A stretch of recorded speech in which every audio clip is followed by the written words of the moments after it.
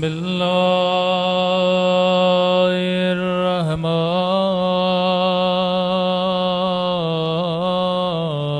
الرحيم الحمد لله رب العالمين الحمد لله كما هو أهله الصلاة والسلام على سيد المرسلين وخاتم النبيين أبي القاسم محمد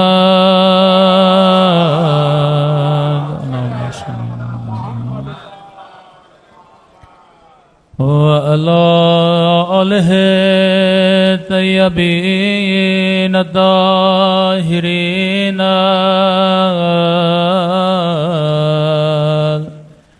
معصومین. سب مل کے اپنے مولا کے ظہور کی دعا. اللہم کل ولیک حجت ابن الحسن صلواتک وعلى آبائه في هذه الساعة وفي كل وليا وحافظا وقائدا وناصرا ودليلا حتى تسكنه أرضك طوعا وتمتعه فيها طويلا برحمتک یا ارحم الراحمین. صلوات پڑھے محمد.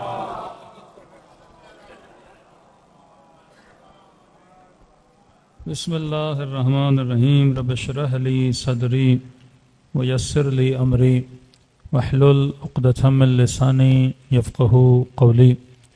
اما بعد فقد قال سبحانہ وتعالی فی محکم کتابہ بسم اللہ الرحمن الرحیم کل نفس ذائقۃ الموت. صلوات پڑھے محمد وعلی محمد.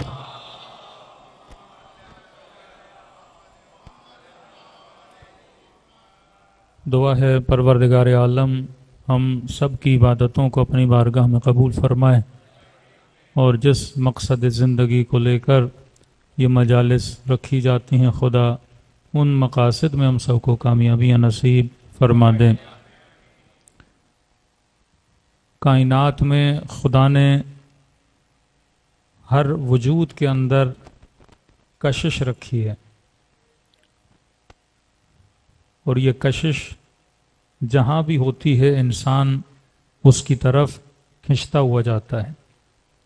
جیسے وجود زمین میں خدا نے گریویٹی رکھی ہے اور آسمان سے جو بھی چیز گرے گی تو وہ زمین کی طرف جائے گی.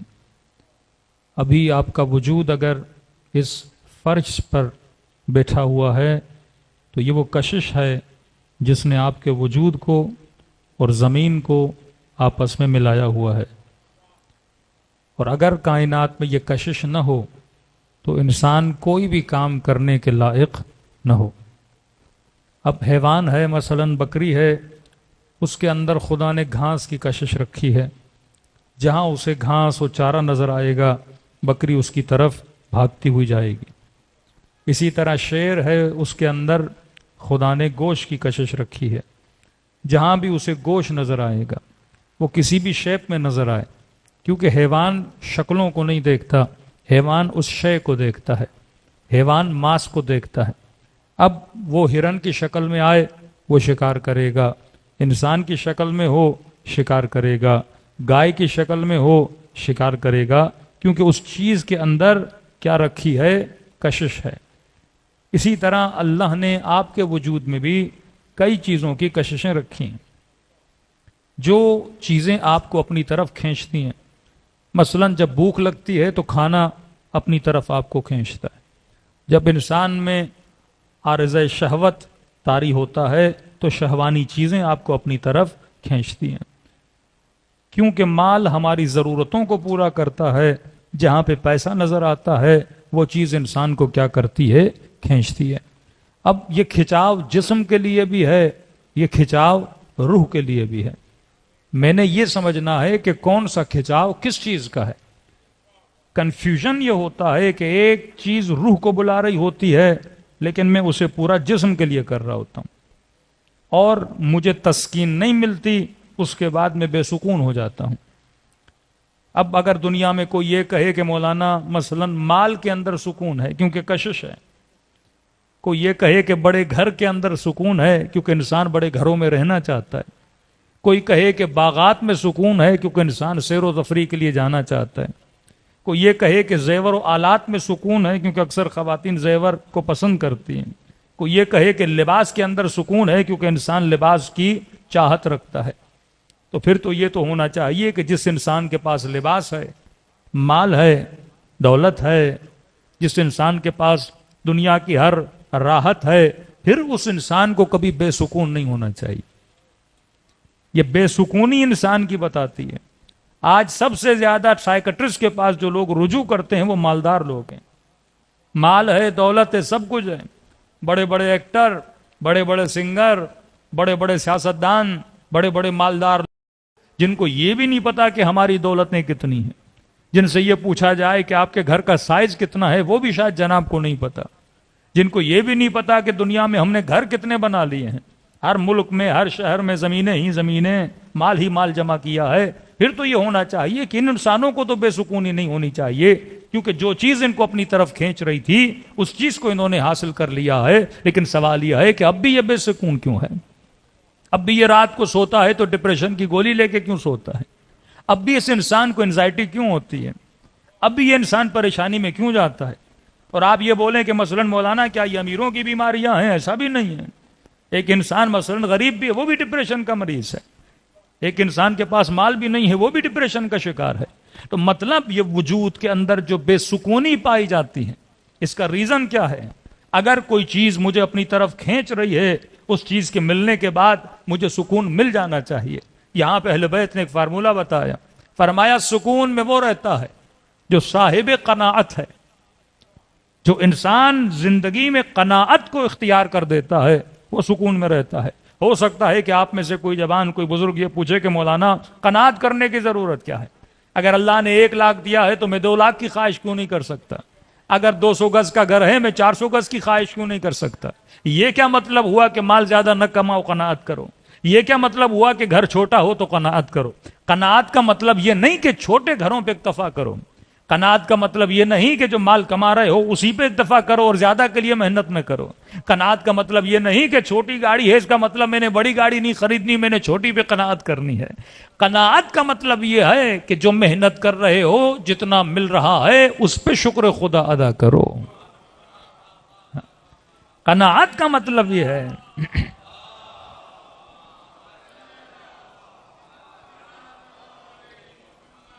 قناعت کا مطلب یہ ہے کہ زحمت کرو، محنت کرو، کوشش کرو، سعی و کوشش کرو، اور اس کے بعد جو ملا اس پہ کیا ہو جاؤ؟ راضی ہو جاؤ۔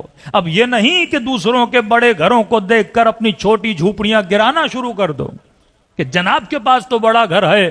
اگر یہ رویہ آپ کا رہا تو اس رویے سے کیا ہو جائے گا؟ بے سکونی ہو جائے گی۔ اس لیے میں چھوٹی سی ہمیشہ مثال دیتا ہوں کہ عقل مندی کا بھی تقاضا ہے کہ فرماتے ہیں خواہشوں کی چادر کو اتنا بڑھاؤ جتنی تمہاری ضرورت ہے۔ جتنی ضرورت ہے اتنی خواہش کرو گے تو ہمیشہ سکون کے ساتھ رہو گے. مثال دے رہا ہوں، مثلا آپ کی جیب میں 30 لاکھ ہیں، اکاؤنٹ میں 30 لاکھ ہیں. اب آپ کا ارادہ بنا، خواہش بنی، ایک چیز نے کشش پیدا کی کہ بھائی میں جاب پہ جاتا ہوں، گاڑی کا ہونا میرے لیے بڑا ضروری ہے، بچوں کو لے جانا ہے، گاڑی ہے، سیفٹی ہے، اپنی گاڑی ہوگی. اب اللہ نے 30 لاکھ بھی دیے ہیں، لہٰذا میں کیا کروں؟ گاڑی خرید لوں. اب آپ دوست کے ساتھ گئے، بھائی گاڑی خریدنی ہے. انہوں نے کہا چلیے جناب شو روم پہ جاتے ہیں. پوچھا پیسے کتنے ہیں؟ آپ نے کہا 30 لاکھ ہیں میرے پاس، تو لہٰذا گاڑی خریدنے جاتے ہیں.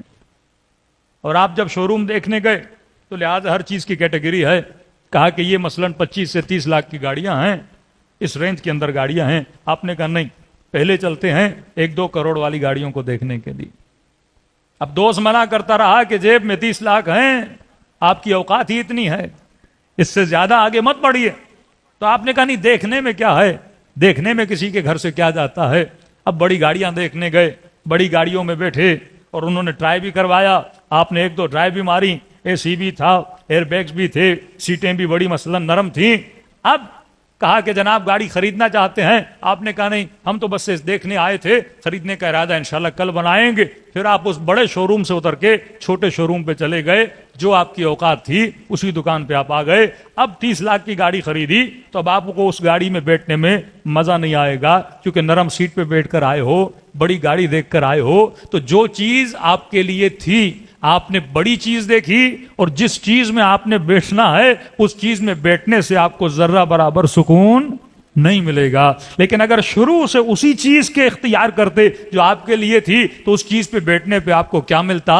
سکون ملتا. اسی لیے امیر المومنین بہت پیارا جملہ فرماتے ہیں، فرماتے اگر دنیا میں خوش رہنا چاہتے ہو، اگر سکون حاصل کرنا چاہتے ہو تو فرمایا ہمیشہ اوپر مت دیکھا کرو، نیچے دیکھا کرو.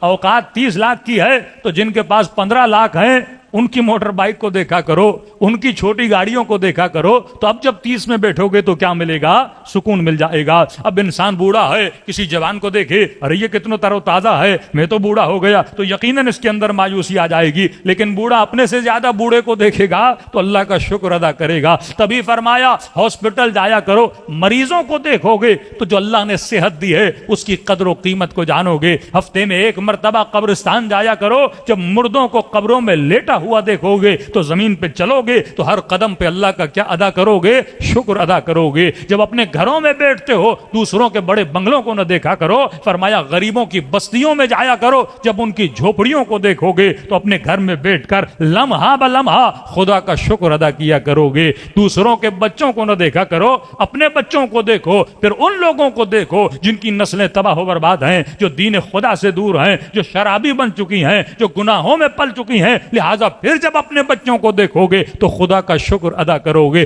تبھی فرمایا یہ نگاہیں انسان کے وجود میں حسرت کو پیدا کرتی ہیں. نگاہوں کی پرواز کو اتنا بلند نہ کرنا کہ تاکہ دیکھو تو حسرت پیدا کرو. اسی لیے چھٹے امام فرماتے ہیں کہ نگاہ حرام بھی زبان کے وجود میں حسرت کو پیدا کر دیتی ہے، کیونکہ نگاہ سے حسرت پیدا ہوتی ہے. چیز کو حاصل تو نہیں کر سکتا، اور جب حسرتوں میں آؤ گے تو حسرت تمہارے وجود میں غم پیدا کرتی ہے، دکھ پیدا کرتی ہے. یہ اتنے امیر اور بڑے بڑے لوگ کیوں ڈپریشن میں جاتے ہیں؟ کیونکہ جو اللہ نے وزارت دی ہے، جو اللہ نے دولت دی ہے، یہ اس پہ قناعت نہیں کرتے. زیادہ سے زیادہ دیکھتے ہیں، زیادہ خواہی کے چکر میں دنیا بھی چلی جاتی ہے اور آخرت بھی چلی جاتی ہے. صلوات پڑھے محمد والے محمد پہ.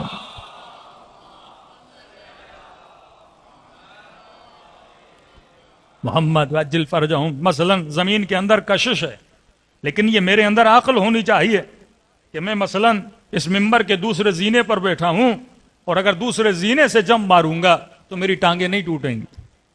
لیکن اگر میں امام بارگاہ کی چھت پہ چلا جاؤں اور کہوں کہ وہاں سے میں نے کودنا ہے تو کشش تو ہے لیکن میری ٹانگیں کیا ہو جائیں گی؟ ٹوٹ جائیں گی. تو یہ انسان کو عقل ہونی چاہیے کہ جو چیزیں مجھے اپنی طرف کھینچ رہی ہیں میں نے کتنے قدم ان کی طرف جانا ہے، کتنا ان کے لیے آگے بڑھنا ہے. تو یہ جو توازن ہے یہ انسان کی عقل برقرار کرتی ہے. لیکن حیوان کے اندر یہ نہ عقل ہے نہ شعور ہے. اسی لیے بکریاں جیسے ابھی عید قریب ہے، لوگ بکریاں گھر میں رکھتے ہیں، تو آپ کسی سے بھی پوچھیں، کہتے ہیں بکری کو اتنا کھلاؤ جتنی اس کی ضرورت ہے، کیونکہ بکری میں شعور نہیں ہے میں نے کتنا کھانا ہے۔ بعض لوگ شوقیہ سارا کھانا بکری کے سامنے لا کے رکھ دیتے ہیں، اور بکریاں اتنا کھاتی ہیں یہاں تک کہ ان کا پیٹ جو ہے وہ پھٹ جاتا ہے، کیونکہ اسے شعور نہیں ہے کہ میں نے کتنا کھانا ہے۔ یہ جو شعور کی منزل ہے یہ صرف خدا نے انسان کو دی ہے کہ دیکھو وَلْيَنْظُرُ الْإِنسَانُ إِلَىٰ طَعَامِهِ، دیکھ کر کھاؤ کہ کیا کھا رہے ہو، کس کا کھا رہے ہو، اپنا کھا رہے ہو، غیر کا کھا رہے ہو، حلال کھا رہے ہو،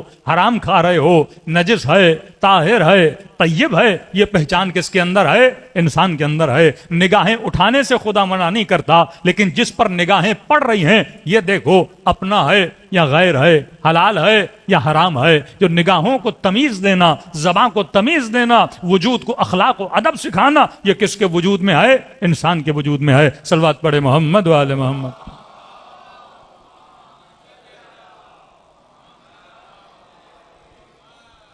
کیونکہ دنیا کا بازار بازار کشش ہے، دنیا کا بازار بازار زیب و زینت ہے، دنیا ایک ویٹرین ہے جس کے اندر وہ چیزوں کو سجاتی ہے۔ دنیا خریدار ڈھونڈتی ہے، شیطان بھی خریدار ڈھونڈتا ہے، خدا بھی خریدار ڈھونڈتا ہے۔ شب ہجرت خدا نے علی کو خریدا، خدا خریدار ڈھونڈتا ہے۔ کربلا کے میدان میں امام حسین میں بھی سمجھو ایک مارکیٹ لگائی تھی اور کہا کہ میں ہوں خریدار، ہے کوئی خود کو بیچنے والا؟ کسی نے خود کو حسین کی محبت میں بیچا، کسی نے خود کو رے کی حکومت کے لیے بیچا، کسی نے خود کو اس رے کی حکومت کے دانے کے لیے بیچا۔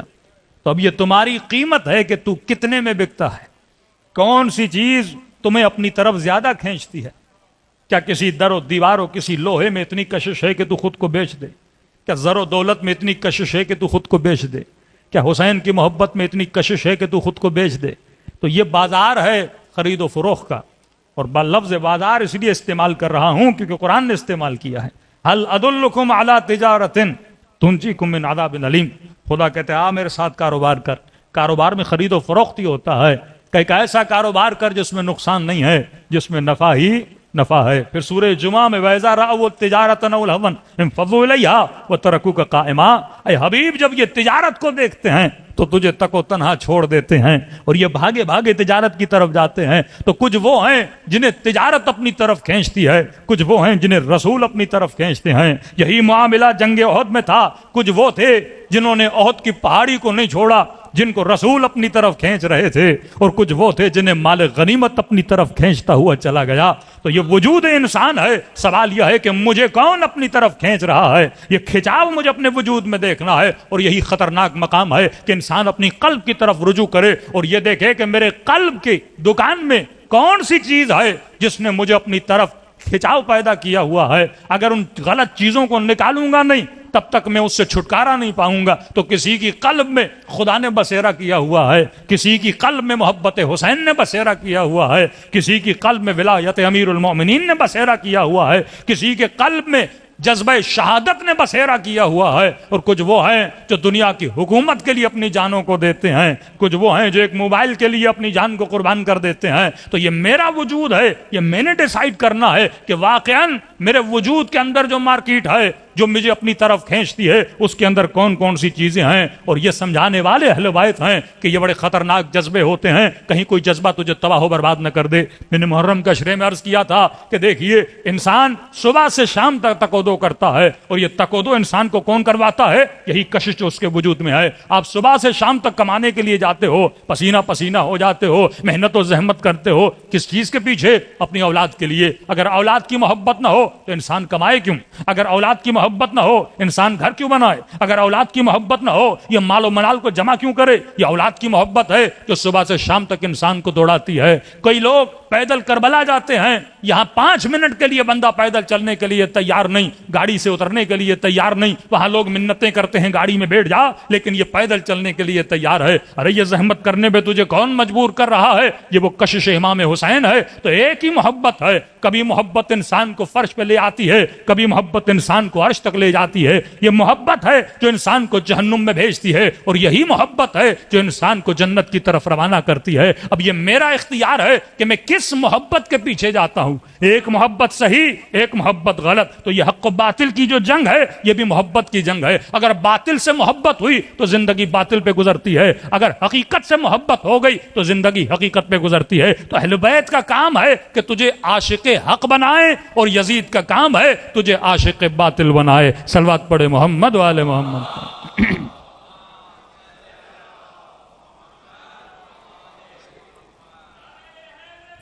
یا اللہ، خدا کا کام ہے کہ آپ کو عاشق حق بنائے. یہ جنگ حق و باطل ہے.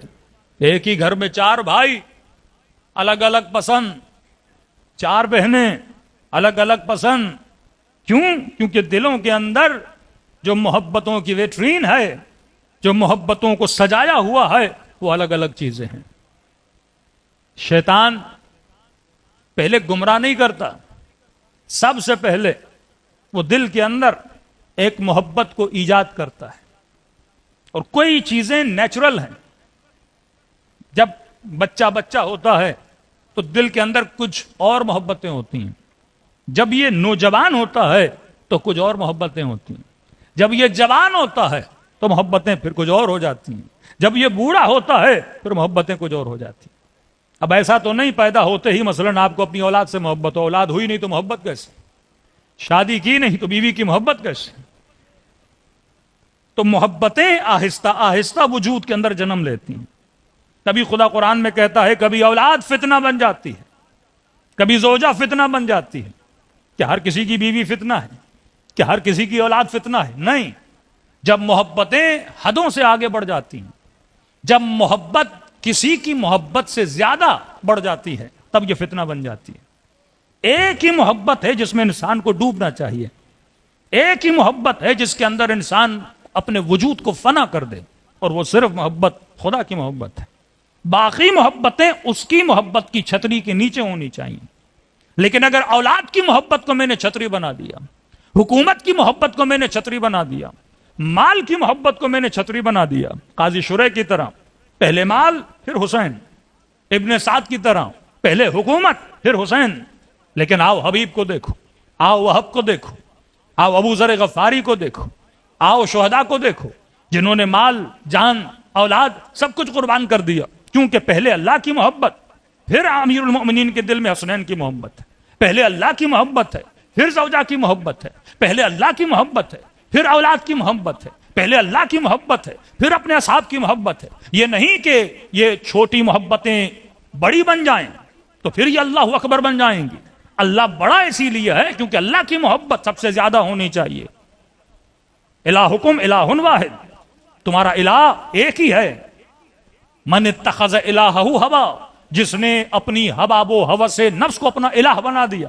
مطلب ایک ہی محبت ہے جو والہانہ ہونی چاہیے، اور وہ تمہارے الہ کی محبت ہے. اور الہ کون ہے؟ یہ رب العالمین ہے.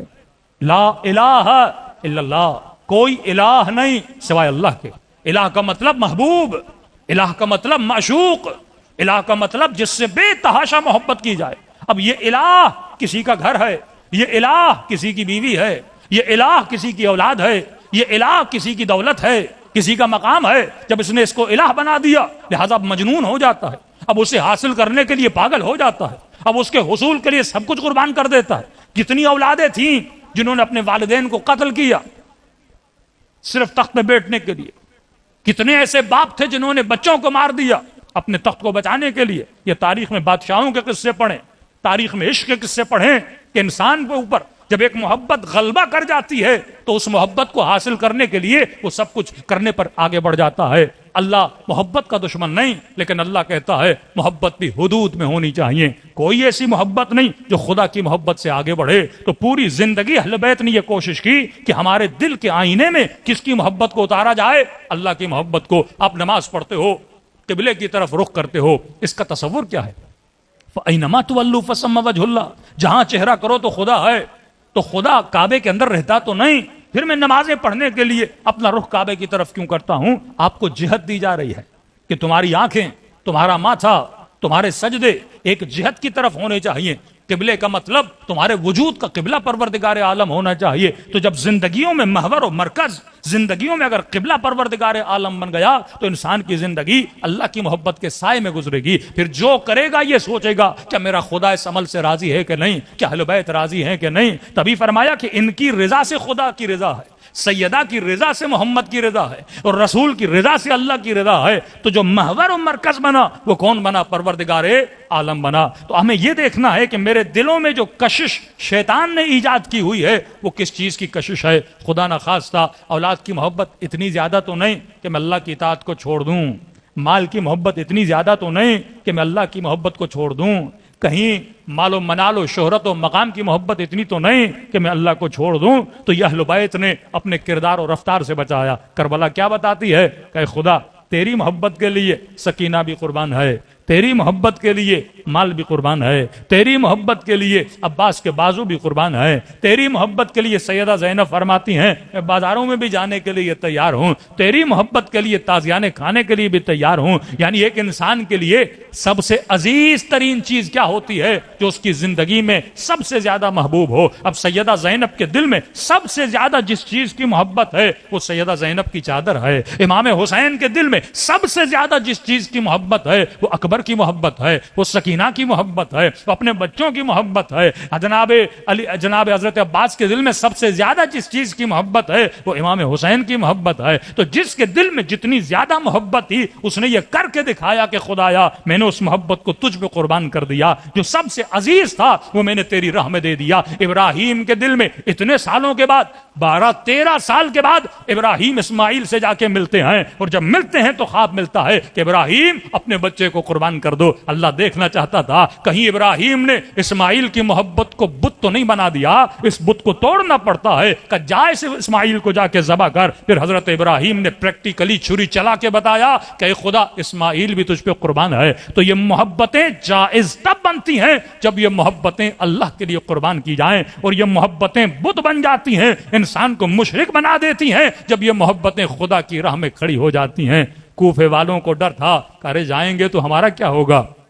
بیویوں نے کہا حسین کی مدد کے لیے جاؤ گے ہمارا کیا ہوگا، تمہارے بچوں کا کیا ہوگا، ہم یتیم ہو جائیں گے. لہٰذا انہوں نے بچوں کی محبت کو زیادہ ترجیح دی حسین کی محبت سے، بچوں کے لیے حسین کو چھوڑ دیا. لیکن یہی حبیب ابن مظاہر ہے، بیوی کو بھی چھوڑا، اولاد کو بھی چھوڑا، لیکن حسین کے دروازے پہ پہنچا. یہی وہب قلبی ہے جس نے حسین کو نہیں چھوڑا لیکن اپنی نئی نویلی دلہن کو چھوڑ دیا. اس کی ماں نے اپنے بچے کو میدان میں بھیج دیا. کس کی محبت کی خاطر؟ امام حسین کی محبت کی خاطر. اور اللہ کی جنت بھی ملتی ہے اسی محبت کے عوض کہ تم نے بے تحاشا مجھ سے محبت کی. اب آ یہ جنت تیرا ہدیہ ہے، اب آ یہ جنت تیرا گفٹ ہے. تو فرمایا ہم جو کچھ کرتے ہیں یہ ہماری پونجی کمائی ہے. یہ انسان صاحب عقل ہے، اسے دیکھنا چاہیے کہ میں دنیا میں کس محبت کو کمانے کے لیے آیا ہوں. تبھی فرمایا وما خلقت الجن والانس الا لیعبدون. خلقت کا مقصد یہ ہے کہ انسان عبادت کرے. معصوم فرماتے عبادت سے مراد سجدے نہیں ہے، عبادت سے مراد حج و زکات نہیں ہے، عبادت سے مراد تسبیح خدا نہیں ہے. مولا یہ عبادت کیا ہے؟ فرمایا الا لیعرفون. عبادت سے مراد اللہ کی معرفت، اللہ کی محبت، اللہ کا عشق اس دل میں اتر جائے. اب جب عشق آ گیا تو آٹومیٹیکلی نماز بھی آ جائے گی، نماز شب بھی آ جائے گی، زیارت حسین بھی آ جائے گی. اب یہ حج پر بھی جائے گا کیونکہ عاشق بن چکا ہے. اور جب کسی کا عاشق بن جاتا ہے تو جس کی نسبت اس کے معشوق سے ہوتی ہے یہ اس کا بھی عاشق بن جاتا ہے. صلوات پڑھے محمد و آل محمد.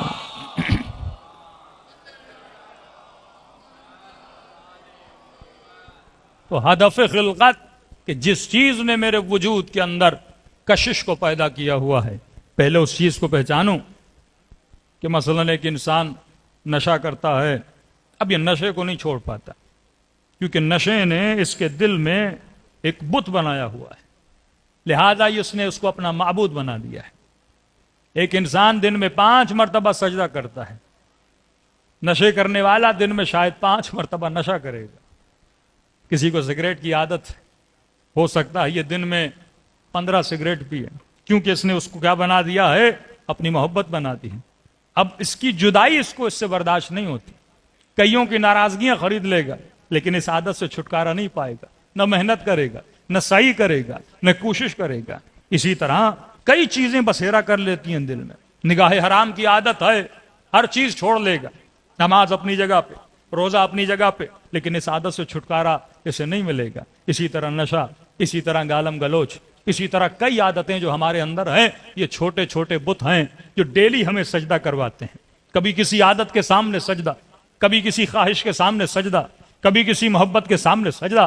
اب یہ سجدے بھی ہوں اور پھر آئے مصلی عبادت پہ اللہ کو بھی سجدہ کرے، تو یہ کسی مشرک سے کم نہیں ہے، کیونکہ ان کو بھی سجدہ کر رہا ہے، اللہ کو بھی سجدہ کر رہا ہے۔ عبادت خالص کا مطلب یہ ہے کہ تو صرف کس کو سجدہ کرے؟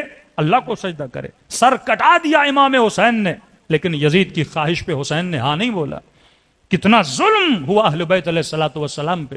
آج دیکھیے دنیا کے حکمرانوں کو، کون سا مسلم ممالک کا حکمران ہے جس نے امریکہ کو سجدہ نہیں کیا ہوا؟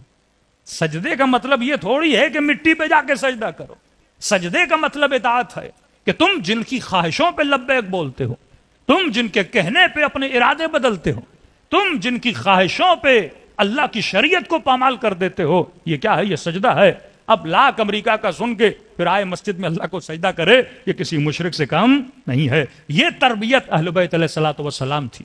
آج جس نے واقعاً توحید پہ عمل کیا وہ یمن کے مسلمان ہیں، وہ لبنان کے مسلمان ہیں، وہ ایران کے مسلمان ہیں، جنہوں نے کبھی بھی اس شیطان اکبر کو، جنہوں نے کبھی بھی اس وقت کے دجال کو سجدہ نہیں کیا۔ اور جب آپ سجدہ نہیں کرتے ہو تو لہٰذا آپ کو سزا بھی بھگتنی پڑتی ہے۔ یہ علائم ظہور میں سے ہے، جب آپ دجال کا نہیں سنو گے وہ آپ کا مال بند کرے گا، وہ آپ کا نفقہ بند کرے گا، وہ آپ کی زندگی کو تنگ کر دے گا، جس کو ہم آج کی زبان میں سینکشن بولتے ہیں، وہ آپ پہ پابندیاں لگانا شروع کر دے گا، اور کئی لوگ ان پابندیوں کے ڈر سے راہ خدا کو چھوڑ دیں گے، دین خدا کو چھوڑ دیں گے۔ شاب ابی طالب پابندیوں کا نام ہے، کربلا پابندیوں کا نام ہے، 200 سال اہل بیت کی زندگی پابندیوں کا نام ہے۔ کبھی سامرہ میں بند کر دیا گیا، کبھی امام کو 14 سال بند کر دیا گیا، کبھی امام زین العابدین کو گھر تک محصور کر دیا گیا۔ تو یہ پابندیاں ہی تو تھیں جو اہل بیت پہ لگائی جاتی تھیں۔ تو ہر زمانے میں جو انسان حق و حقانیت کا ساتھ دیتا ہے اسے پابندیوں کا سامنا کرنا پڑتا ہے۔ تو اگر وحدہ لا شریک کے ماننے والے ہو تو کسی بھی شیطان کے سامنے، کسی بھی خواہش کے سامنے، اب ہو سکتا ہے کوئی بڑے شیطانوں کو سجدہ کرے، ہو سکتا ہے آپ جیسا یا مجھ جیسا جس کے دل میں کسی دنیا کی چھوٹی سی محبت ہو، وہ اللہ کی محبت کے سامنے اس محبت کو زیادہ ترجیح دے، تو یہ بھی ایک طرح کا سجدہ ہے۔ اصل عبادت خدا تب ہوتی ہے جب آپ اللہ اکبر کہو، مطلب تمہارے دل میں اللہ سے زیادہ کسی کی محبت نہیں ہے، اور جب سجدہ خدا کرو تو اس اطمینان سے سجدہ کرو کہ اے خدا میں 24 گھنٹے کسی خواہش کے سامنے تیری محبت کے مقابلے میں جھکا نہیں۔ یہ حلال و حرام کا فلسفہ یہ ہے کہ میں نے حلال زندگی گزاری ہے، مطلب میں نے کوئی حرام نہیں کیا، اور جب حرام کرتا ہوں تو میں نفس کو سجدہ کرتا ہوں، اور جب میں حلال کرتا ہوں تو رب عالمین کو سجدہ کرتا ہوں۔ صلوات پڑھے محمد و آل محمد۔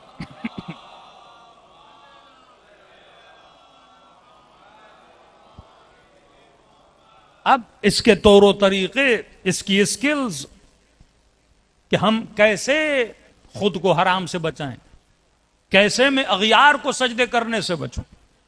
ہمارے یہاں تو ایک فزیکل سجدہ ہے جو ہم مٹی پہ کرتے ہیں، شاید کوئی مسلمان ہو پاکستان میں جو کسی بت کو سجدہ کرے، لیکن انٹرنل ہم بہت بت پرست ہیں۔ ہم نے کئی محبتوں کو بت بنا دیا، کسی نے حکومت کو بت بنایا، کسی نے اقتدار کو بت بنایا۔ دیکھیے انسان شہید کب کہلاتا ہے؟ جب اللہ کے لیے جان دیتا ہے تو شہید ہے۔ لیکن آپ کو کئی ایسے لوگ نظر آتے ہوں گے جنہوں نے مال دنیا کے لیے جان دی، کئی ایسے سیاستدان ملیں گے جنہوں نے حکومت کے لیے جان دی۔ آپ کا ملک تو مثالوں کی بھرمار ہے۔ پاکستان وہ ملک ہے جہاں پہ سیکھنے کے لیے بندہ اسٹڈی بلکہ پی ایچ ڈی کر سکتا ہے مختلف ٹاپکس پر۔ آپ کی سیاست، آپ کی حکومت، یہاں کی مکاری، یہاں کا جھوٹ، کہ جن کی بوتلوں میں شراب بھی شہد بن جائے۔ دنیا میں کوئی ایسا ملک آپ کو نہیں ملے گا جہاں پہ بڑی ڈھٹائی سے جھوٹ بولا جائے۔ کسی نے ہمیں بولا کہ مولانا پاکستانی قوم بڑی صابرین ہے۔ میں نے کہا صابر نہیں، ڈھیٹ ہے۔ صبر میں اور ڈھیٹ پن میں بڑا فرق ہوتا ہے۔ صبر کی ان اللہ مع الصابرین، اللہ نے کبھی نہیں کہا میں ڈھیٹوں کے ساتھ ہوں، کہا کہ میں صبر کرنے والوں کے ساتھ ہوں۔ صبر اور چیز ہے۔ صبر کا مطلب میں کچھ کر نہ پاؤں، میرے بس سے نکل جائے کوئی چیز، اب میں کیا کرتا ہوں، اس اپنی لاچاری پہ صبر کرتا ہوں۔ ایک ہے ڈھیٹ پن، میں کر سکتا ہوں لیکن کرتا نہیں، کما سکتا ہوں کمانے کے لیے نہیں جاتا، ظلم کے لیے آواز اٹھا سکتا ہوں پر اٹھاتا نہیں، باطل کو باطل بول سکتا ہوں پر بولتا نہیں. یہ کہ میرا کیا جائے. ایک چھوٹی سی گلی بھی لے لیں کسی کراچی کی، کسی کا ڈرینیج خراب، کسی کا روڈ خراب، لیکن کیونکہ میرا گھر صحیح ہے تو میں کہوں گا میرا کیا جائے. یہ جو غلط کے لیے آواز نہ اٹھانا، لِآمر بالمعروف کا فلسفہ یہی ہے، وَأَنْهَى عَنِ الْمُنْكَرِ کا فلسفہ یہ، جو غلط کے سامنے بول نہ سکے. کہ یو کے کرسچنز نے فلسطین کی حمایت میں جتنا بڑا جلوس نکالا، ٹوٹل آبادی کتنی انگلینڈ کی؟ پورا انگلینڈ سندھ کے صوبے جتنا ہے، لیکن پورے پاکستان میں 22 کروڑ لوگ ہیں. آپ مجھے فلسطین کی حمایت میں ایک 10 لاکھ کی ریلی دکھا دیجئے. یہ ہوتی ہے حق کی حمایت میں نہ نکلنے والی قومیں، باطل کو باطل نہ بولنے والی قومیں. آج مثلا پیٹرول 270 ہے، کل 500 ہو جائے، لوگ کیا کریں گے؟ کچھ بھی نہیں. آج 10 لاکھ ہیں مثلا کراچی میں گریں، کل 50 گریں، کیا ہوگا؟ کچھ بھی نہیں. ایک بم میں 200 لوگ مر جائیں، کل آپ کو پتا چلے مثلا کوئٹہ میں یا کہیں پہ بم بلاسٹ ہوا تو 1000 لوگ مر گئے، آپ کیا کرو گے؟ کچھ بھی نہیں. بجلی کا یونٹ مثلا 80 ہے، کل مثلا حکومت بولے ہم نے 200 کر دیا، آپ کیا کرو گے؟ کچھ بھی نہیں. یہ مردہ قوموں کی نشانی ہوتی ہیں، یہ ڈھیٹ قوموں کی نشانی ہوتی ہیں. خدا ایسی قوموں پہ کبھی رحمت نازل نہیں کرتا. فلسفہ حسینی کیا تھا؟ کہ باطل دیکھو، کم از کم چیخوں تو صحیح، آواز تو نکالو کہ باطل باطل ہے. امت مسلمہ کیوں تباہ ہوئی؟ کیونکہ امت نے ایک فلسفہ بنا دیا کہ حاکم الامر ہے اور جو بھی کرے میں نے آواز نہیں اٹھانی. مطلب جو فلسفی آف اسلام تھی، بت پرست جو کر رہے تھے، نبی نے آواز اٹھائی. جناب عمار، ان کی والدہ اسی آواز کی خاطر دنیا سے چلے. اصلاً کانسیپٹ آف جہاد کیا ہے؟ کہ باطل کے خلاف آواز اٹھاؤ، سچ کو سچ کہو، جھوٹ کو جھوٹ کہو. پھر کہیں کہ مولانا مسلمانوں نے کلمہ پڑھا، کوئی ترقی نہیں. اور ایک طرف انگریز ہیں جو کلمہ بھی نہیں پڑھتے، شراب بھی پیتے ہیں، سور بھی کھاتے ہیں، لیکن دیکھیے ترقی کتنی ہے. بھائی کھانے پینے کا مسئلہ اپنی جگہ، لیکن سوشلی جو قومیں یونائٹڈ ہوتی ہیں، سوشلی جو قومیں باطل کا مطلب یہ صرف نہیں کہ یزید ہے. باطل کا مطلب جو آپ پر ظلم ہو رہا ہے اس کے خلاف آواز اٹھاؤ. باطل کا مطلب جو غلط ہو رہا ہے اس کے خلاف کیا کرو؟ آواز اٹھاؤ. جب آواز اٹھاؤ گے تو پھر خدا کیا نازل کرتا ہے؟ رحمتیں نازل کرتا ہے. 1000 روپیہ بھی گھر بیٹھے آپ کما نہیں سکتے کہ بھائی میں صبر کر رہا ہوں، پاکستان میں روزگار نہیں ہے. لیکن ایک آدمی جائے گا، ریڑھی لگائے گا، محنت کرے گا، کم از کم 500 روپے تو گھر لائے گا. یہ جو محنت کر رہا ہے پھر 500 پہ صبر کرے، پھر اللہ اس پہ رحمت نازل کرتا ہے کہ تو نے محنت کی لیکن تیری کمائی کم ہوئی. لیکن ایک آدمی صبح سے شام تک بیٹھا ہوا ہے اور کہے کہ میں صبر کر رہا ہوں، جو اپنی حالت پہ صبر کرے. سیلاب آیا تھا، ہم سیلاب میں کچھ راشن کے کام سے گئے تھے. عجیب عالم تھا پاکستانیوں کا. آپ دیکھیں کہ گھر گر گئے، جھوپڑیوں میں سو رہے ہیں، مچھر ان کو کاٹ رہے ہیں. سیاستدان جا رہے ہیں، کوئی آٹا دے رہا ہے، کوئی کیا دے رہا ہے، لیکن مجال ہے کہ یہ لوگ کچھ بولیں.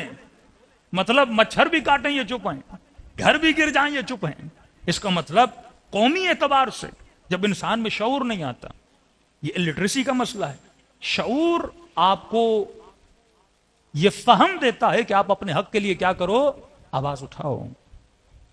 کیوں یہ آوازیں دب جاتی ہیں؟ کیونکہ اندر سے جو شیطان ہمارے اوپر ظلم کرتا ہے. کہ جب آپ دعائے کمیل میں پڑھتے ہو نا، ظلم تو نفسی، ظلم تو نفسی، ظلم تو نفسی، کیا مطلب ہے؟ مطلب وہ جو تم سے کرواتا گیا تم کرتے گئے، تم نے اس کے ظلم کے خلاف بھی کیا نہیں بلند کیا؟ آواز کو بلند نہیں کیا. فلسفی آف اہل بیت یہی ہے کہ انسان کوئی بھی ظلم ہو، ظلم کا مطلب صرف حاکم کا ظلم نہیں، کوئی گلی میں ظلم کرے، کوئی رشتہ دار ظلم کرے، کوئی دوست ظلم کرے، اگر یہ جرت اپنی نسلوں میں ڈال دو گے کہ جناب آپ نے حق کے لیے آواز کو بلند کرنا ہے اور باطل کو آپ نے ٹوکنا ہے، تو یہ جرت جب پیدا ہوگی تب انسان موحد کہلاتا ہے، تب انسان حسینی کہلاتا ہے، تب اس کی زندگی میں کیا آتی ہے؟ برکت آتی ہے. لیکن جو انسان ہر ظلم پہ خاموش ہو جائے، مجھے یہ بتائیے جناب سیدہ کبھی گھر سے نہیں نکلی، نابینا گھر میں آیا، نبی نے فرمایا بیٹی یہ دیکھ نہیں رہا، لیکن شرم و حیا کی منزل اتنی بلند تھی کہ فرمایا بابا وہ نہیں دیکھ رہا تو کیا ہوا، میں تو دیکھ رہی ہوں، میں تو دیکھ رہی ہوں کوئی نامحرم گھر میں ہے. فرمایا میں یہ نہیں چاہتی کہ میرے وجود کی خوشبو بھی کسی نامحرم کے ناک تک جائے. یہ عالم جناب سیدہ کا. لیکن جب حق کی بات آئی، یہی بی بی دربار میں جاتی ہیں، اس زمانے میں کسی مسلمان نے یہ سوچا بھی نہیں تھا. یہ ان کے لیے ایک ایسا نیا انسیڈنٹ تھا کہ کیسے ممکن ہے، کیونکہ پورا مدینہ، پورا مکہ جانتا تھا یہ طاہرہ ہیں، یہ بطول ہیں، یہ کبھی گھر سے باہر نہیں نکلیں. اچانک ایسا انسیڈنٹ ہو جائے کہ نبی کی بیٹی گھر سے نکلیں، ارے ضرورت کیا پڑی کہ گھر سے نکلنا پڑا اور دربار میں جا کے اپنا حق مانگیں. یہ سکھانے کے لیے کہ جب تمہارا حق چوری ہو جائے تو اپنے حق کے لیے کیا بلند کرو، آواز بلند کرو. لیکن جو قومیں خاموش رہتی ہیں پھر وہ خود کو مظلوم کہتی ہیں. اللہ ایسی قوموں کی کبھی مدد نہیں کرتا. اللہ مدد اسی کی کرتا ہے جو اپنے حق کے لیے آواز کو بلند کرتا ہے. صلوات پڑھے محمد والے محمد.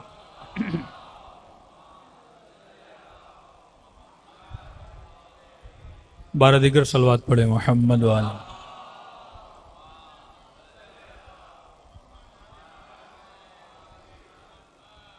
ہم نے ہر مذہبی عقیدت اور مذہبی اعمال کو ثقافت کا حصہ بنا دیا. کسی نے کہا کہ پاکستان کی تہذیب میں مذہب نہیں ہے. مسلمان تو ہیں پر تہذیب میں ابھی تک مذہب نہیں آیا. سندھ چلے جائیں، بلوچستان چلے جائیں، پنجاب چلے جائیں. تہذیب میں مذہب کا مطلب کیا ہے؟ کہ ہمارے کلچر میں مذہب موجود ہو. مثلا حجاب کا مسئلہ شروع دن سے، جب سے پاکستان بنا،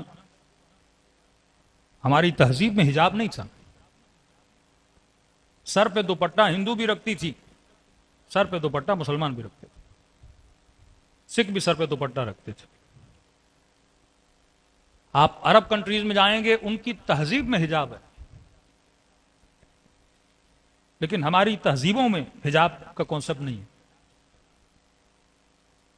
آدھا دوپٹہ رکھا جائے گا. حجاب کا مطلب یہ ہے کہ بال نظر نہ آئے، ٹوٹلی انسان کا ہیڈ کیا ہو، کورڈ ہو. یہ حجاب ہے.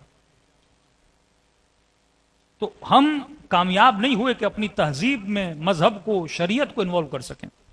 نہ کچھ خاص طبقے تھے، تبلیغی طبقے، نظریاتی تنظیمیں. کسی تنظیم نے ایک جتھا بنا دیا، مدرسے کھول دیے، وہ طبقہ دیندار بنا. لیکن اجتماعی طور پہ آج کسی بھی مال میں آپ چلے جائیں پاکستان میں، کسی بھی مال میں، وہ چاہے ڈیفنس کا مال ہو، وہ چاہے مثلا انچولی کی سائٹ پر ہو، یا کراچی کے کسی بھی حصے میں کسی مال میں چلے جائیں، کبھی جا کے کاؤنٹ کریے گا. مثلا آپ دیکھ رہے ہیں 500 لوگ ہیں، 1000 لوگ ہیں، کتنے لوگوں نے سر پہ پراپر حجاب کیا ہوا ہے؟ آپ کو بہت کم نظر آئے گا. تو جن قوموں کی تہذیب میں مذہب نہ ہو، مذہب انسان کو بیداری دیتا ہے، مذہب انسان کے اندر مذہبی غیرت کو پیدا کرتا ہے. اور جب غیرت مذہبی انسان کی ختم ہو جاتی ہے پھر بے دینی پہ انسان آواز کو بلند نہیں کرتا. اصلاً آج دین میٹر ہی نہیں کرتا. آج یہ ہے کہ کماؤں کیسے، آج یہ ہے کہ بچوں کو اسکول کا کیا ہوگا، آج یہ ہے کہ میری جاب کا کیا ہوگا. مطلب ایک چیز میری پرائرٹی ہے ہی نہیں. ایک مومن بندہ، متقی پرہیزگار جوان تھا، ایج کافی بڑھ گئی. ہم نے کہا اب شادی کیوں نہیں کر رہے؟ کہ مولانا ابھی تک کم از کم 15 رشتے دیکھ کے آئے ہوں. میں نے کہا پھر رشتہ ہوا کیوں نہیں؟ کہ یہی کہہ کے مجھے جواب دے دیا کہ آپ کے یہاں حجاب کی بڑی سختی، ہم بیٹی وہاں نہیں دیں گے. ہاں اگر بیٹی دیں گے تو ہم اس فیملی میں دیتے ہیں تھوڑے سے کنزرویٹو نہ ہوں، اوپن مائنڈڈ ہوں. پتہ نہیں سرجیاں کر کے لوگوں کے دماغ کھل گئے ہیں.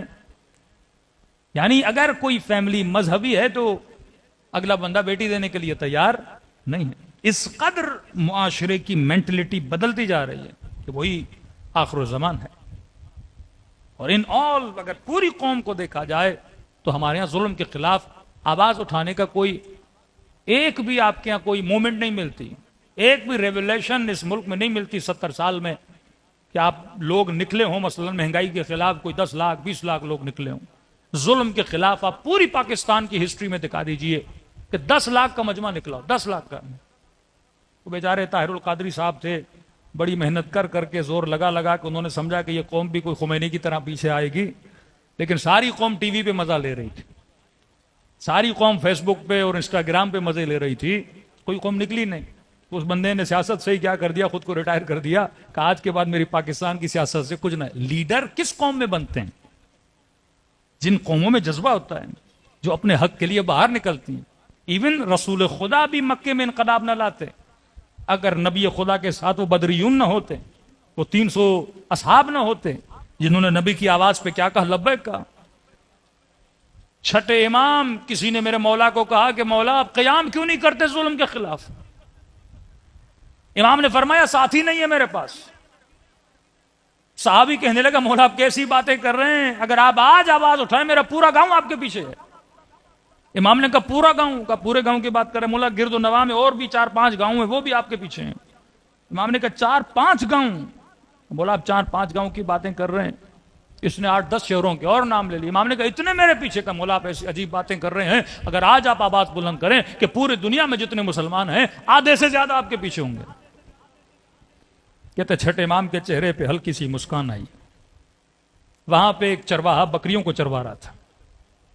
امام نے کہا اس بکریوں کے ریوڑ میں کتنی بکریاں ہوں گی؟ اس نے کہا مولا ہوں گی کوئی 100-200۔ امام نے کہا اگر اتنے بھی میرے پاس ہوتے، ایک ریوڑ 20 بکریوں کا، امام نے کہا اس ایک ریوڑ جتنے بھی میرے پاس اصحاب ہوتے، میں ظلم کے خلاف آواز بلند کرنے کے لیے تیار ہوتا۔ اور فرمایا ہم اماموں میں، 11 امام تک، ہم اماموں میں جتنے مخلص اصحاب میرے جد حسین کو ملے کسی کو نہیں ملے۔ آپ امیر المومنین کے اصحاب گنیں گے انگلیوں پہ ختم ہو جاتے ہیں، 8-9 سے زیادہ آپ نہیں بڑھ پائیں گے۔ آج اس امت کو کتنے اصحاب یاد ہیں؟ مالک اشتر، ابو ذر غفاری، عمار یاسر، میثم تمار، سلمان فارسی، کتنے یاد ہیں آپ کو؟ محمد ابن ابی بکر، عثمان مظعون، 7, 8, 9, 10، وہاں پہ آپ اینڈ ہو جائیں گے۔ امام حسن کو کتنے ملے؟ عبید اللہ ابن عباس کا بھائی، اتنی بڑے مقام والا بندہ، وہ بھی درہموں کی خاطر امام حسن کا کوئی 8-10 ہزار فوج لے کے امیر شام کی طرف چلا گیا۔ فرمایا سب سے زیادہ جنہیں اصحاب ملے، 7ویں امام 14 سال زندان میں رہے۔ 400 شیعہ بھی نہیں تھے کیا؟ آپ کو پتا ہو کہ میرا مولا زندان میں ہے، تھے لیکن ڈھیڑ لوگ تھے۔ یہ جذبہ نہیں تھا کہ ظلم کے خلاف آواز کو بلند کریں۔ پھر ان قوموں میں ریولیشنز نہیں آتی، پھر ان قوموں میں انقلابات نہیں آتے۔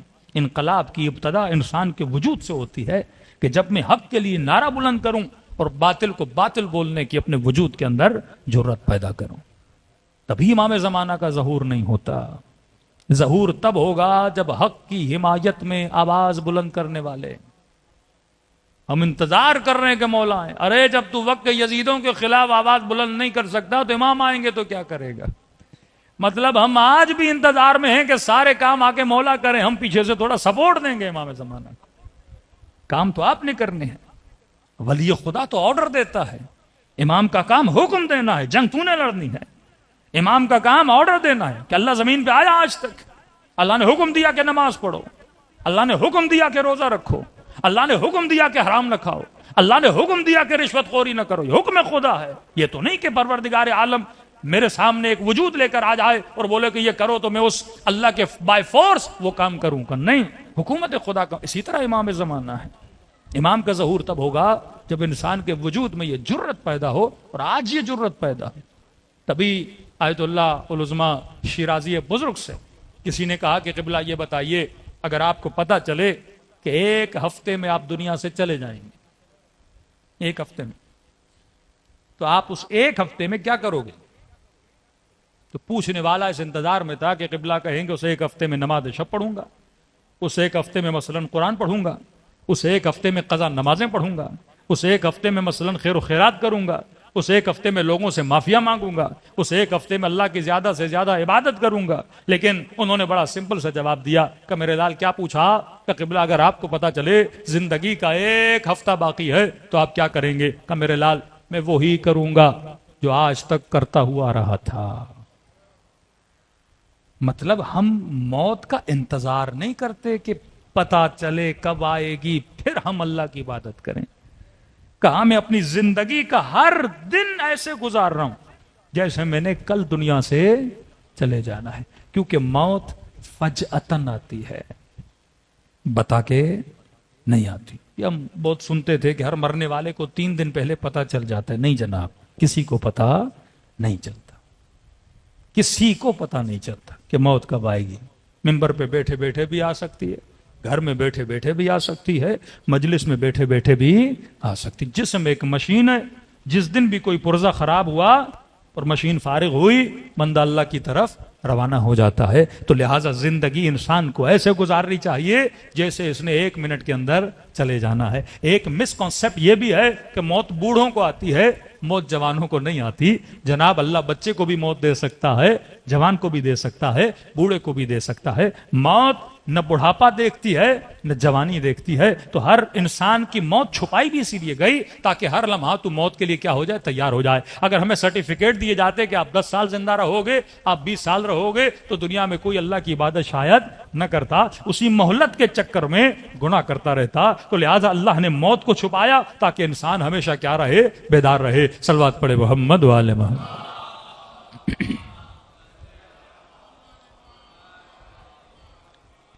تو فرمایا زندگی، یہ حدیث کہ علی الحق والحق مع علی، اس کا مطلب یہ ہے کہ اہل بیت، علی مطلب اہل بیت، علی کا مطلب ائمہ، علی کا مطلب ولایت، علی کا مطلب تشیع، علی کا مطلب آپ، کہ جو امیر المؤمنین کا ماننے والا ہے وہ کس کے ساتھ ہے، حق کے ساتھ ہے۔ علی کردار کا نام ہے، علی ایک روش کا نام ہے، علی ایک نظریے کا نام ہے۔ فرمایا علی الحق، جو علی والا ہے وہ کس کے ساتھ ہے، حق کے ساتھ ہے۔ اور جب آپ حق کے ساتھ ہوتے ہو تو پھر حق بھی آپ کے ساتھ ہوتا ہے۔ دوسرا حق اللہ ہے، اگر آپ حق کا ساتھ دو گے تو اللہ بھی کس کا ساتھ دے گا، آپ کا ساتھ دے گا۔ تو زندگی اگر حق کے ساتھ ہو، یہ حق و باطل کی جنگ ہر روز ہماری زندگیوں میں چلتی، میاں بیوی کے جھگڑے، بہن بھائی کے جھگڑے، پیسوں کا لین دین، کہیں پہ جھوٹ کہیں پہ سچ، یہ نگاہیں روڈوں پہ ادھر ادھر جاتی ہیں، یہ قدم کبھی ادھر ادھر جاتے ہیں، یہ جنگ حق و باطل ہے۔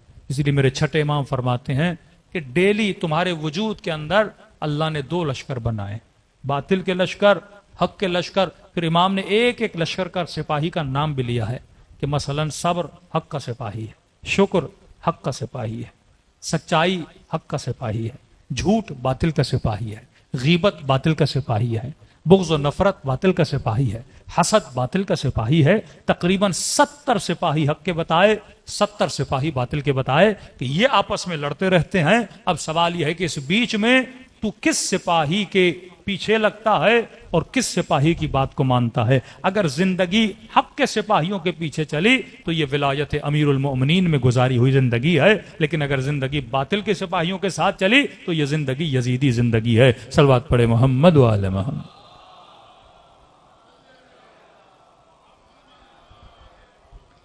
کربلا کا میدان حق و باطل کا میدان ہے۔ جب تک رسول گرامی زندہ تھے امت واحد تھی، جیسے رسول خدا چلے گئے اب جنگ شروع ہوئی، حق کیا ہے، حق کیا ہے۔ جو صاحب بصیرت تھا اس نے حق کو پہچانا، اس کے پیچھے لگا۔ دیکھیے شیطان جب کسی مسلم مؤمن کو گمراہ کرنا چاہتا ہے وہ اپنے حلیے میں نہیں آتا، وہ حق کا لباس پہن کے آتا ہے۔ جس طرح آپ کے سیاستدان جب ووٹ لینے کے لیے آتے ہیں تو نعرے کون سے مارتے ہیں، حق کے نعرے مارتے ہیں، اچھی اچھی باتیں کرتے ہیں، کرپشن کے خلاف نعرے مارتے ہیں، قانون کی تابع داری کی باتیں کرتے ہیں۔ یہ سارے نعرے کیا ہیں، حق کے نعرے ہیں۔ یہی جنگ صفین میں ہو رہا تھا۔ مولا علی اگر قرآن کی باتیں کر رہے تھے تو وہ بھی توریت و انجیل کی باتیں نہیں کر، اس نے کہا آپ قرآن کی باتیں کر رہے ہو، میں پورا قرآن ہی نیزے پہ اٹھا لوں گا۔ کیوں؟ کیونکہ لوگوں کے دلوں میں فطرتاً اللہ نے حق کی محبت رکھی ہے۔ لوگ جہاں دھوکہ کھاتے ہیں وہ حق کو پہچاننے میں دھوکہ کھاتے ہیں۔ پورے کوفے کے دل میں حسین کی محبت۔ ایک طرح کا الیکشن تھا نا کہ 19,000 خط امام حسین کے لیے جا رہے ہیں، مطلب ووٹ کس کا، امام حسین کا۔ کوفے کی اب آبادی ہے کہ یہی آبادی ہے، 25,000 آبادی ہوگی، 30,000 آبادی ہوگی، تو میکسیمم جو ووٹ جا رہا ہے وہ کس کے لیے جا رہا ہے؟ امام حسین کے لیے جا رہا ہے۔ اب اگر ابن زیاد اسی کوفے میں داخل ہو رہا ہے، کس کا لباس پہن کے آیا؟ امام حسین کا لباس پہن کے آیا۔ سارے لوگ کیا کھا گئے؟ دھوکہ کھا گئے، کیونکہ صاحب بصیرت نہیں تھے۔ اسی طرح لوگ نعروں سے، لوگ باتوں سے دھوکہ کھاتے ہیں۔ اب ہر مسلمان کے دل میں اصحاب کی محبت، تو اگر کسی کو تشیع کا دشمن بنانا ہے تو نعرہ کون سا ماریں گے؟ تو یہ اصحاب کے دشمن ہیں، یہ ازواج کے دشمن ہیں۔ پروپیگنڈا اسی کو کہتے ہیں کہ آپ حق کو اتنا، باطل کو حق کا لباس پہنا کے اتنا بیان، اچھا بیان کرو تاکہ لوگ کیا بن جائیں؟ دشمن بن جائیں۔ تو جو باطل ہے اس کو حق کا لباس پہناؤ، پھر اس باطل پر جو حق کا لباس ہے لوگوں کو اس کا عاشق بناؤ۔ اب لوگ اس کے لیے جان دینے کے لیے کیا کریں گے؟ تو یا جنگ جمل، اس قدر لوگوں کے دلوں میں محبت ڈالی گئی، اس قدر عقیدت لوگوں کے دلوں میں آ گئی کہ جو اونٹنی کھڑی تھی اس کے فضلے کو بھی لوگ تبرکن اٹھائے جا رہے تھے۔ جب محبت آ جاتی ہے اب انسان کا ذہن کام نہیں کرتا، یہاں تک کہ امیر المومنین کا چاہنے والا جنگ جمل کے بیچ میں کہتا ہے دائیں طرف دیکھوں نبی کی زوجہ طلحہ، زبیر، اتنے بڑے بڑے اکابر اصحاب، ادھر دیکھوں علی ابن ابی طالب، عمار، ابو ذر، کا پریشان ہو گیا، ادھر بھی حق، ادھر بھی حق۔ اب کہتا امیر المومنین کے پاس ہے، کہنے کا مولا میں کنفیوز ہو چکا ہوں، آپ کا ساتھ دوں ان کا ساتھ دوں، ادھر بھی تلوار چلاؤں تو اکابر ہیں، ادھر بھی تلوار چلاؤں تو اکابر ہیں۔ تو اس نے کہا مولا میں کنفیوز ہوں، اگر اجازت ہو آپ مجھے کہیں اور بھیج دیں۔ امام نے اسے بارڈر کی طرف بھیج دیا کہ اگر کنفیوز ہو تو علی تجھے لڑنے کے لیے مجبور بھی نہیں کریں گے، لڑے وہ جس کے لیے حق کیا ہو گیا ہو؟ عیاں ہو گیا ہو۔ تو زندگی میں جب آپ کے لیے حق واضح ہو جاتا ہے پھر آپ تلوار اٹھاتے ہوئے بھی جھجکتے نہیں ہو۔ عمار کبھی نہیں جھجکا، مالک اشتر کبھی نہیں جھجکا، امیر شام کے خیمے تک آ گیا مالک اشتر اور کہا کہ علی کو کہو مجھے اجازت دیں ابھی جاؤں اور کار کو تمام کر کے واپس آ جاؤں۔ لیکن کہا کہ مالک ایک قدم آگے بڑھاؤ گے، وہاں ساری تلواریں امیر المؤمنین کے سر پہ آ چکی ہیں۔ مطلب مالک لڑنے میں کبھی جھجکا نہیں، کیونکہ حق اس کے سامنے کیا تھا؟ عیاں تھا۔ جناب حر کے سامنے جب حق واضح ہو گیا اب ایک قدم پیچھے نہیں ہٹا، کہ جب حق ظاہر ہو گیا کہ یہی وہ راستہ ہے جس میں نجات ہے، لہذا امام حسین کا ساتھ بھی دیا، جان بھی قربان کی۔ کبھی آپ اپنے آپ سے پوچھیں کیا حق آپ کے لیے ظاہر ہے؟ کیا شریعت پہ ایمان ہے؟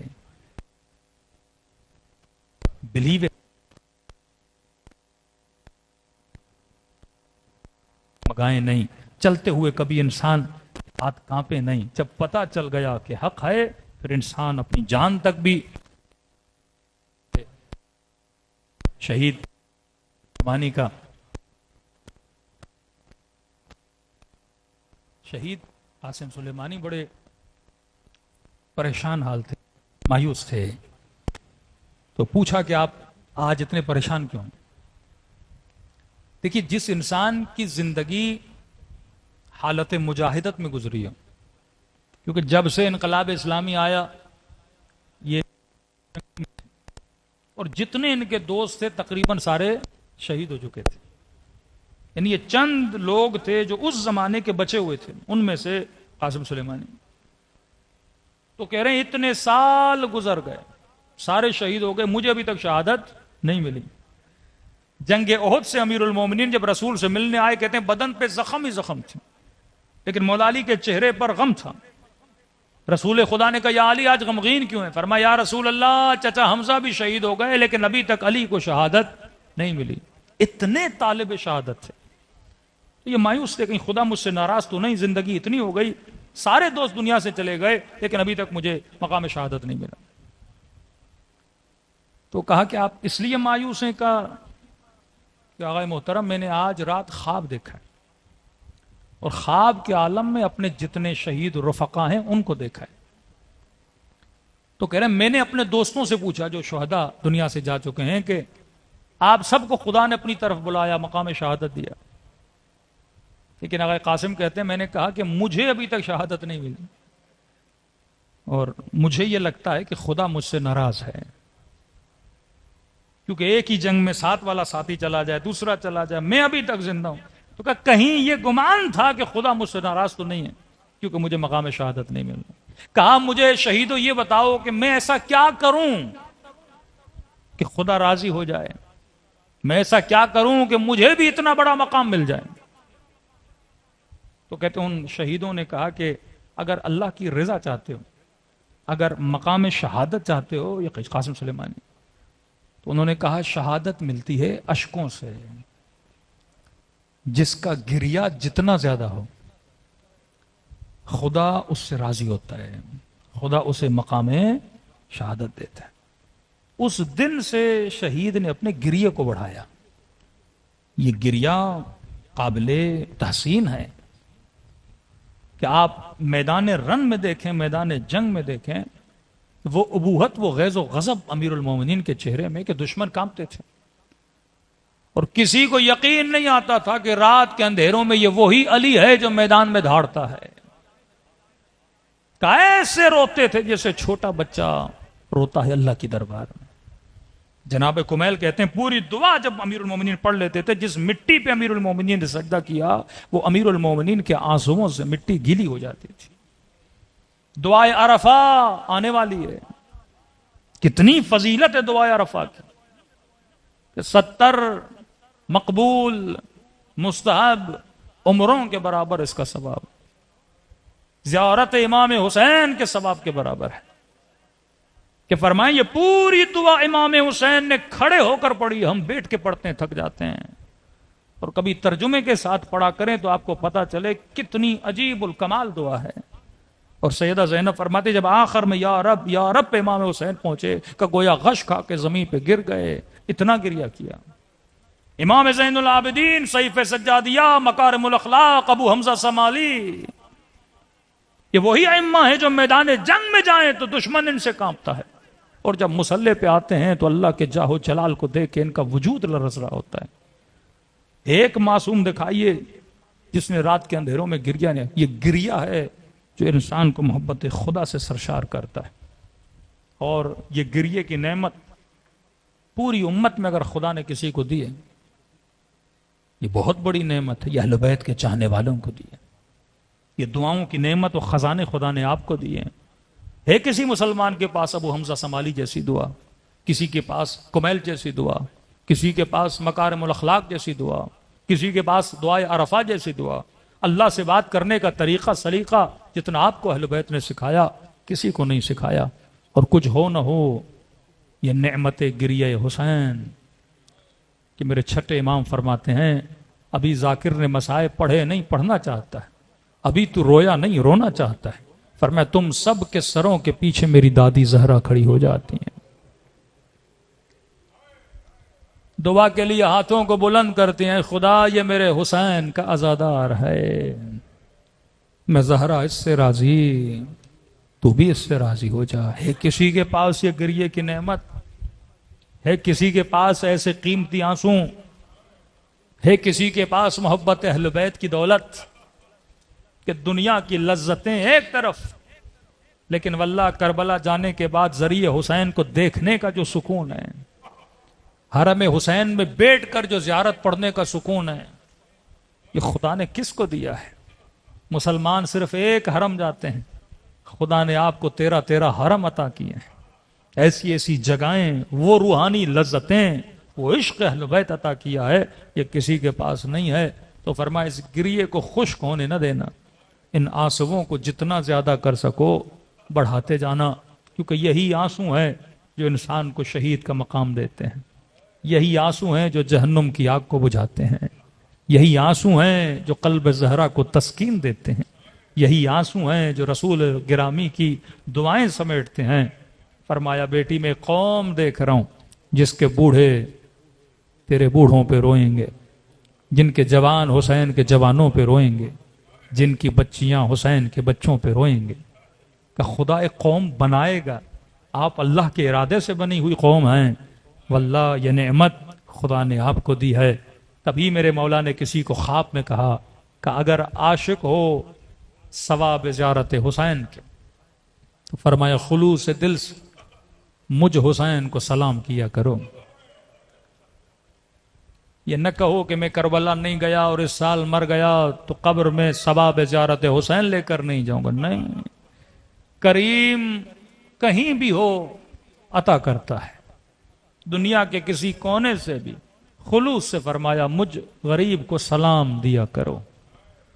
کا مولا ایک سلام سے ثواب مل جاتا ہے. فرمایا ایک نشانی ہے، اگر مجھ حسین کو سلام کرو اور نہ چاہتے ہوئے تیری آنکھوں سے آنسو آ جائیں، یہ مت سمجھنا یہ تیرے آنسو ہیں، حسین نے تجھے تیرے سلام کا جواب دیا ہے. عجیب روایت ہے. فرمایا کثرت سے میرے جد حسین کو سلام کیا کرو. کسی نے پوچھا بھی تھا کہ مولانا زیارت عاشورہ میں 100 سلام کیوں ہیں؟ بالاخص یوم عاشور 100 سلام پڑھنے کا بولا گیا ہے کہ عاشورہ کے دن جب زیارت عاشورہ پڑھو تو 100 مرتبہ حسین کو سلام کیا کرو. میرے چوتھے امام سے پوچھا مولا اتنے سلاموں کی تاکید کیوں ہے؟ کہا کہ کیونکہ عاشورہ کے دن میرا بابا ترس گیا تھا، کوئی میرے بابا کو سلام کرے.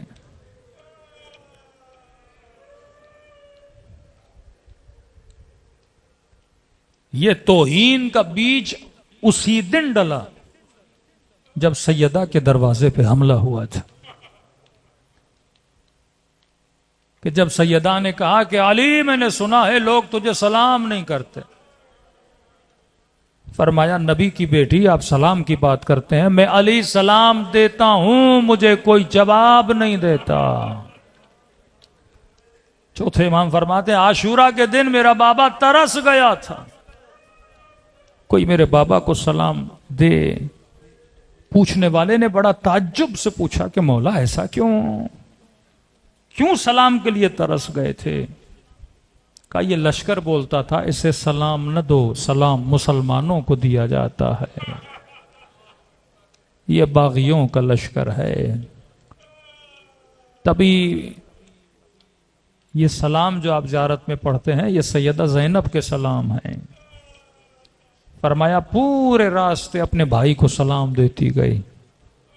سیدہ کے مرثیے پڑھیں گے تو فرمایا سیدہ خوش ہوتی ہیں جب تو حسین کو سلام دیتا ہے، جب تو 4 سالہ بچی کو سلام دیتا ہے، جب تو کٹے ہوئے بازوؤں کو سلام دیتا ہے. جسم یہی ہیں، روحوں کو کربلا کی طرف روانہ کریں.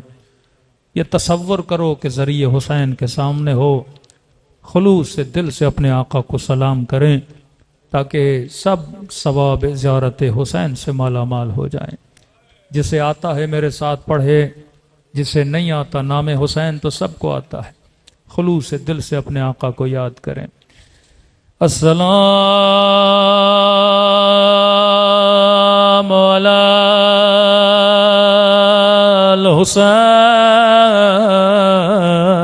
الحسین وعلی علی ابن الحسین وعلی اولاد الحسین وعلی اصحاب، سب مل کے السلام علی حسین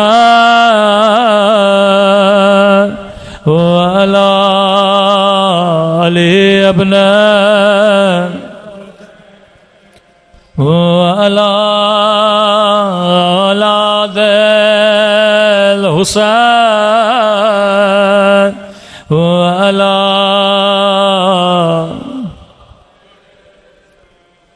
بلند آواز سے السلام علی الحسین وعلی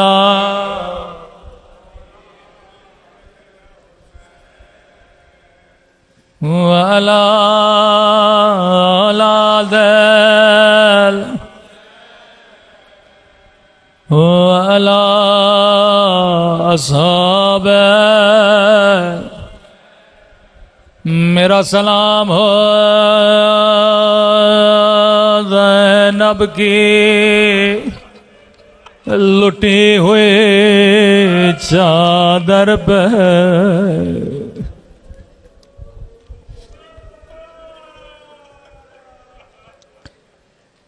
میرا سلام ہو بندھے ہوئے ہاتھوں پہ، میرا سلام ہو بچپن میں جھکی ہوئی کمر پہ، میرا سلام ہو ننھے سے رخساروں پہ، جن کا رنگ تماچوں نے بدل دیا، میرا سلام ہو ان زخمی ہونٹوں پہ جن پہ ظالم چھڑی مار رہا تھا، اللہ کسی بیٹی کو بابا کے زخمی ہونٹ نہ دکھاوے، اللہ کسی بچے کو بچپن میں یتیم نہ بناوے، یتیمی کا درد بڑا مشکل ہے۔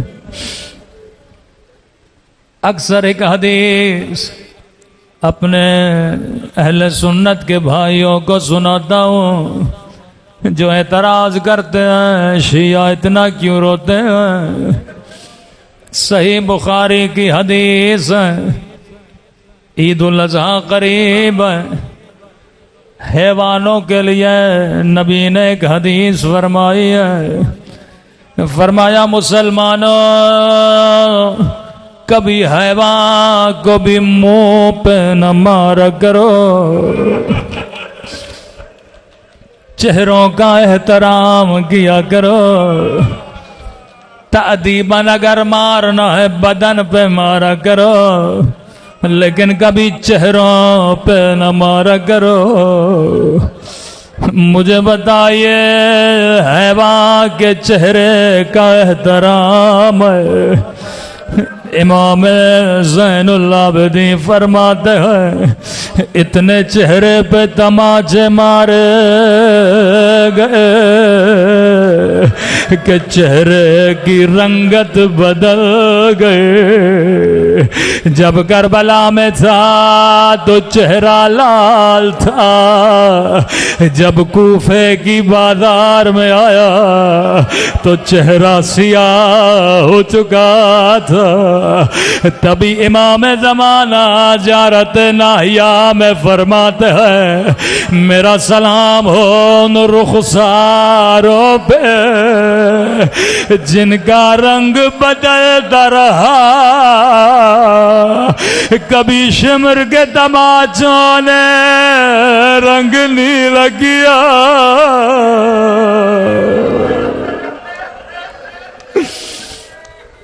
کبھی ظالم کے تماچوں نے رنگ کالا کیا۔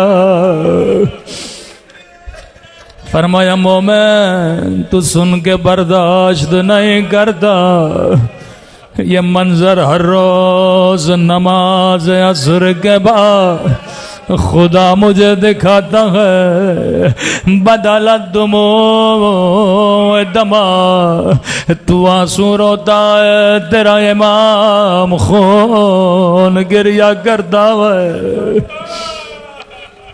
یتیمی کا قصہ اہل بیت کے گھرانے میں بڑا پرانا ہے۔ کئی ایسی ہستیاں جو بچپن میں یتیم ہوئیں۔ سنیں گے سب سے پہلے یتیم کون ہوا؟ اس گھرانے میں سب سے پہلے جو بچی یتیم ہوئی ان کا نام زینب ہے، جو بچہ یتیم ہوا وہ حسنین ہے۔ بالخص بچوں کے لیے یتیمی میں ماں کی یتیمی بڑی سخت ہے۔ اولادیں اپنی ماؤں سے بڑا پیار کرتے ہیں۔ اللہ بچپن میں کسی کو ماں کا جنازہ نہ دکھائے، اللہ آپ کی ماں کا سایہ سلامت رکھے۔ اللہ بچپن میں کسی بچے کو ماں کا زخمی چہرہ نہ دکھائے، اللہ کسی کو ماں کی ٹوٹی ہوئی پسلیاں نہ دکھائے۔ غسل دیا، کفن دیا، جنازہ گھر کے صحن میں رکھا۔ مولا نے فرمایا فضا بچوں کو کہو ماں کا آخری دیدار کر لیں۔ کہا ماں کی زیارت آخری بار کر لو۔ راوی کہتا حسن آگے بڑھے، ماں کے چہرے کا بوسہ لینے لگے۔ سیدہ زینب آگے بڑھے، ماں کے سینے سے لپٹ گئے۔ امام حسن آگے بڑھے، ماں کے قدموں کو چومنے لگے۔ لیکن فضا کہتی ہیں ایک چھوٹا بچہ تھا، سر کو گھٹنوں میں دیا ہوا ہے اور زاروں قطار رو رہا ہے۔ فضا نے کہا حسین کا اماں سے ناراض ہو، اماں کا دیدار کر لو۔ مولا حسین نے کہا اماں فضا جب تک اماں نہیں بلاتی میں حسین آگے نہیں بڑھوں گا۔ روایت کے جملے ہیں، اتنا کہنا تھا ایک مرتبہ بندے کفن کھلے، سیدہ کے دونوں بازو باہر آئے، روکے کا آجا میرے کربلا والے حسین، آجا میرے پیاسے حسین۔ بچے ماں کے سینے سے لپٹ گئے، علی نے بچوں کو ماں سے جدا کیا، کبھی حسین کے سر کے بوسے لینے لگے، کبھی حسین کو سینے سے لگانے لگے۔ ایک جملہ مولا کی خدمت میں، مولا کہاں آپ کی یتیمی علی نے سینے سے لگایا۔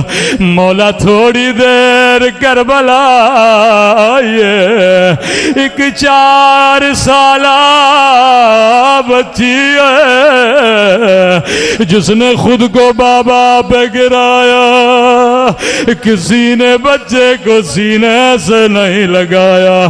وہ یہاں شمر آگے بڑھا، بچی کو بالوں سے اٹھایا، اتنے زور سے تماچے مارے کہ بچی کی فریاد بلند ہوئی، او میرے غریب الوطن بابا، او میرے 3 دن کے پیاسے بابا۔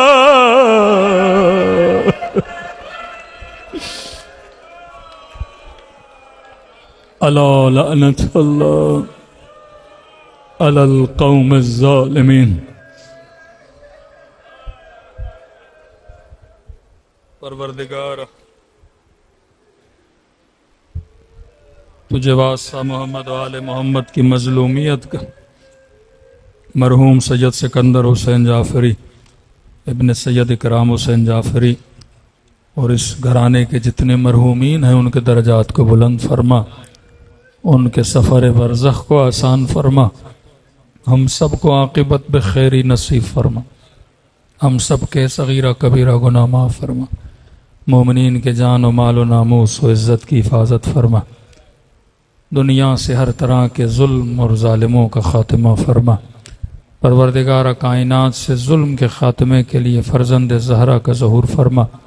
فلسطین، کشمیر، دنیا جہاں میں جہاں مظلومین ہیں خدایا ان کی مدد فرما، ہم سب کو شفاعت امام حسین نصیب فرما، ہم سب کے گھروں پر اپنی رحمتوں کو برکتوں کو نازل فرما، ہر طرح کی نظر بد و پریشانیوں سے ہم سب کو محفوظ فرما، ہم سب کو رزق حلال کمانے کی توفیق نصیب فرما، مومنین کے رزق و مال میں حلال اضافہ فرما، پروردگارہ جو بے اولاد ہیں اولاد نیک و صالح عطا فرما، جو بیمار ہیں انہیں صحت کاملہ عاجلہ نصیب فرما، جو مانگا نہیں مانگا اپنے خزانے قدرت سے ہم سب کو نصیب فرما۔ ربنا تقبل منا انک انت السمیع العلیم۔